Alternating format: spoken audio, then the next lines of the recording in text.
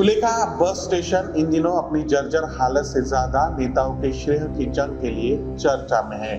एक ही बस स्थानक के नवीनीकरण के लिए 2 बार फंड लाने का दावा, और वो भी अलग अलग नेताओं द्वारा। मजे की बात यह है कि जनता फंड के इस्तेमाल से फंड लाने वाले का मजा ले रही है। शिवसेना जिला प्रमुख मनोज मौर्य का कहना है कि उन्होंने 2023 में तत्कालीन मुख्यमंत्री एकनाथ शिंदे से बातचीत कर इस काम के लिए 4 करोड़ रुपए मंजूर करवाए थे।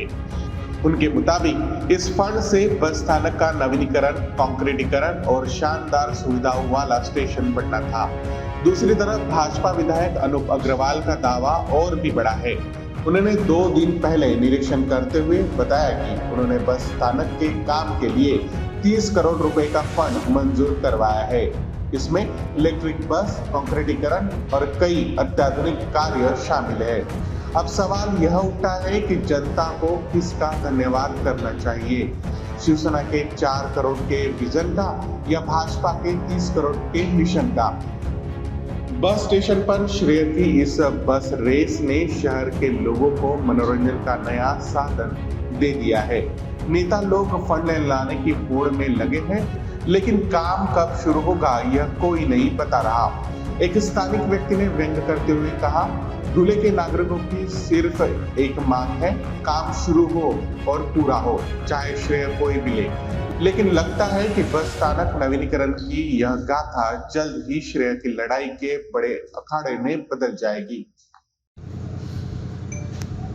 2 दिन पहले मैंने बस स्टैंड की पानी करी, उसके लिए 30 करोड़ रुपए नए बस स्टैंड के लिए और 4.5 करोड़ रुपए कंक्रीट के लिए आए हुए हैं।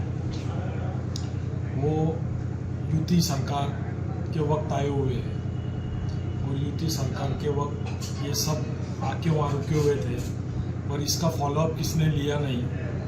और फॉलोअप लेके वो काम की लाइन परसों मैंने लगाई है। अगले हफ्ते में कंक्रीट का काम चालू हो जाएगा।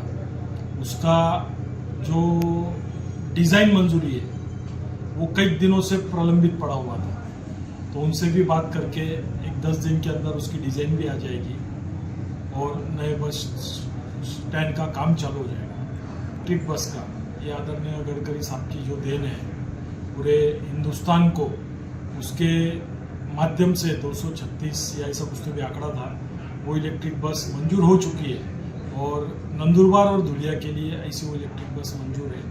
हमने 30 करोड़ का फंड मंजूर कराया है और इससे बस स्थानक के सभी काम पूरे होंगे। बहुत खुशी की बात है। अनूप भैया अग्रवाल अभी नए आमदार हुए हैं। जो कुछ लास्ट टाइम में हमारे विरोधी दल के आमदार थे, इसके लिए हमको बहुत सी अड़चने आ रही थी, पर अभी हमारे यूपी के आमदार है तो ये सब काम के लिए हमको जब जरूरत पड़ेगी उनकी मदद हम लेंगे।